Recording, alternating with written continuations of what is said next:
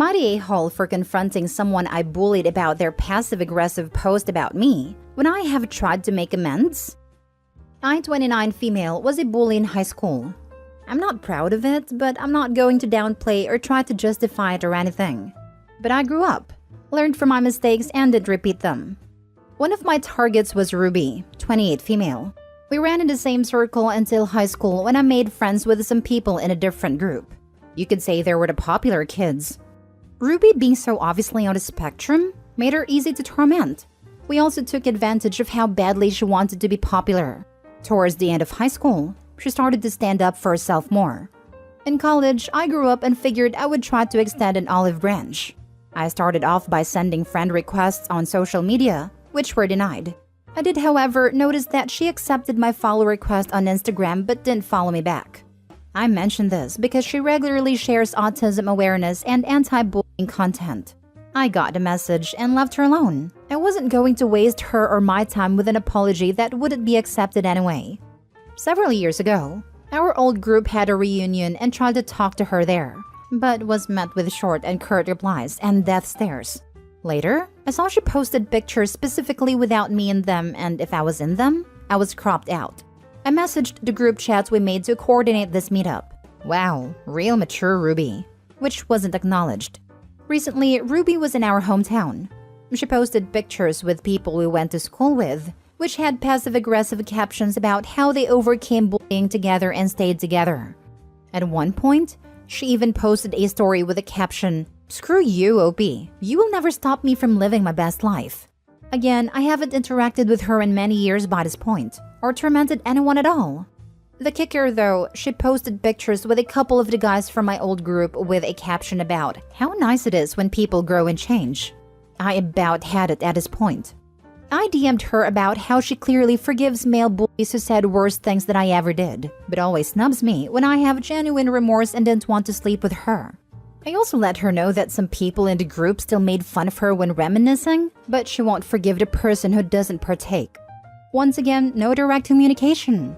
Just another passive-aggressive post with a screenshot of the message and a caption about how I clearly haven't changed, and airing out all the trauma I inflicted on her. Then other people from high school began to comment on that post about their own experiences with me. Some even started to DM me and call me out on behavior from over a decade ago, when I haven't repeated. Am I really an a-hole for calling out hypocrisy like I see it? Like, yeah, she can choose who she forgives, but I can honestly say that others in the group treated Ruby much worse than I ever did. I actually am sorry, and this is the one time I expressed any annoyance at this whole situation. Now for the top comments. I didn't even read anywhere you gave a legit apology. You're the a-hole.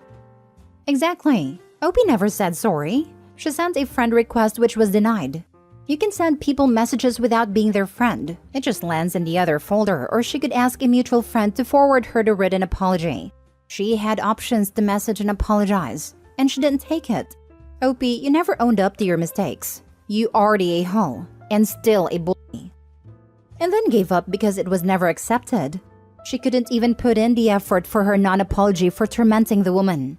And that assumes all anti-bullying messages are passive-aggressive towards her. Maybe Ruby is just an activist, or has kids or younger relatives who might be harassed for the same condition she has. But of course, Opie's passive-aggressive remark of, "Wow, real mature," is totally fine and dandy. Opie should just leave her alone. You're the a-hole. You tormented this girl and you admit it. She's made it clear she wants nothing to do with you. Grow up and leave her alone. Opie didn't apologize. As far as Ruby knew at first, Opie was trying to pretend they were good and nothing happened. Ruby tried to make her point over and over, that being treated like that hurt and had an impact, and from Ruby's point of view that Opie was ignoring. Then Ruby made a point that she's not acknowledging Opie, to which Opie told her, "Real mature." Opie never apologized, and each interaction behaved worse and worse. And as far as Ruby knows and can see, Opie has continued her old habits and intimidation tactics. She sent friend requests on social media. That is totally an apology. Jeez, what more do you want? Opie bullied this poor girl in high school and has decided the way to make amends is to harass her? She posted pictures with a couple of the guys from my old group with a caption about how nice it is when people grow and change. Maybe they actually did genuinely apologize and change, unlike OP. Next story. Am I the a-hole for telling my cousin and his wife it serves them right that their daughter wants nothing to do with them? My cousin Mark and his wife Patricia have 2 children, Jennifer and Lexi. School was very difficult for Jennifer. She had many problems with boys, and a traditional school environment just didn't accommodate her learning style. Lexi performed very well in that environment. Lexi was able to skip a grade in elementary school and was considered a violent prodigy. Instead of trying to help Jennifer with her learning struggles or encourage Jennifer's talents, Mark and Patricia would negatively compare her to Lexi. Things like, Lexi has twice as many friends as you, and she's 4 years younger. Or, Lexi skipped a grade and has all A's, yet you're only getting a C in English. Or, Lexi can do things that are actually useful. Mark and Patricia would talk about raising Jennifer and Lexi by saying, the screw-up always comes before you do something great. I would stand up for Jennifer, because Mark and Patricia were clearly hurting her with such incredibly cruel statements.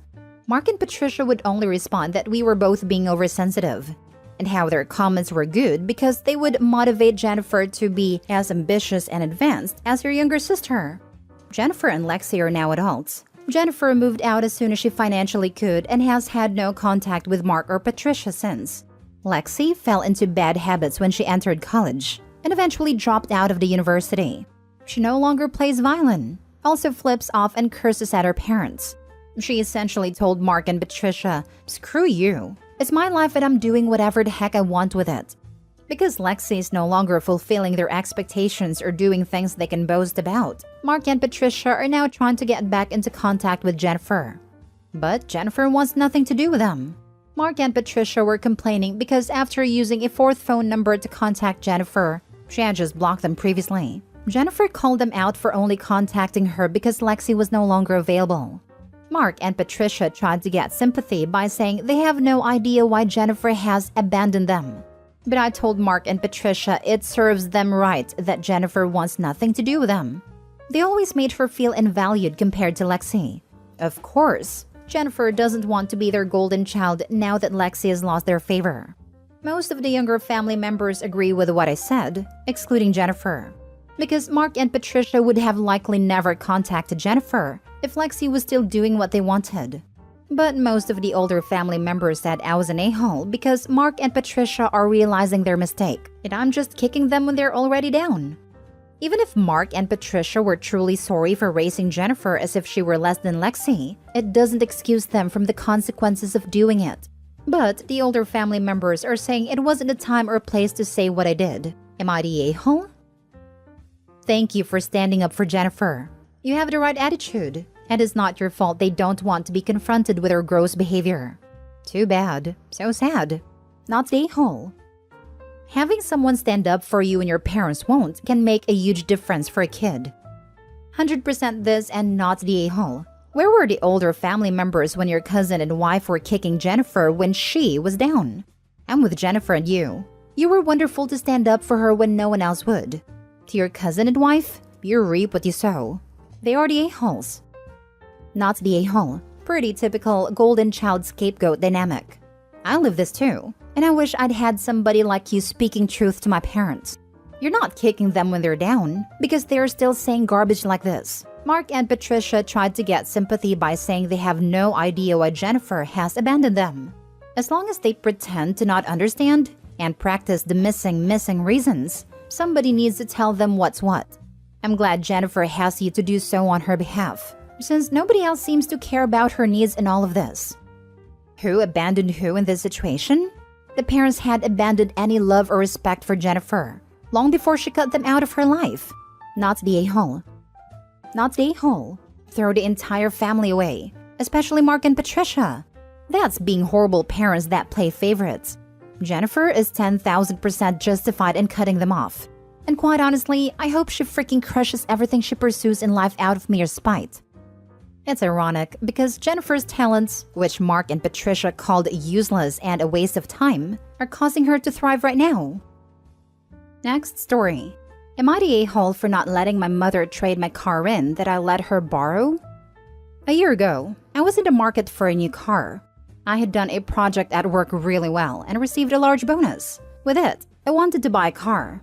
I had my eye on an Infiniti, but it was a little out of my price range. However, with the trade-in and bonus, I could afford it. Around that same time, my mother-in-law was having car trouble and found out I was in the market for a new car. With typical begging, she asked me if she could have my car since I was going to buy a new one. Now, I don't have the best relationship with her. She has hated me since I got married, but we tolerate each other for my partner's sake. She is a narcissist and believes my partner and I should be nothing more than her personal ATM. So I was against it, but I let her borrow the car. The keyword is borrow. I gave her no title nor permanent rights to the car. Fast forward to a year later, maintenance is needed on the car. She always claims poverty when she wants something, and somehow expected my partner and I to foot the bill. When we said no, she wanted us to co-sign a loan for the maintenance, and once again, the answer was no. Fast forward a few weeks and we don't hear from her. The next thing we know, she pulls up in a new car. I had an eerie feeling, but proceeded to ask how she got it. She replied, "I traded in my old car." What? You traded in the car I let you borrow and got a newer car than I got? Because I let you borrow my car I planned to trade in? I was livid, but I went numb. I could barely keep it together. When I asked her how she could do this, she said the car was hers and she could do what she wanted. Are you kidding me? I was beyond angry. A few days later, I got a call from the dealership asking me for the title.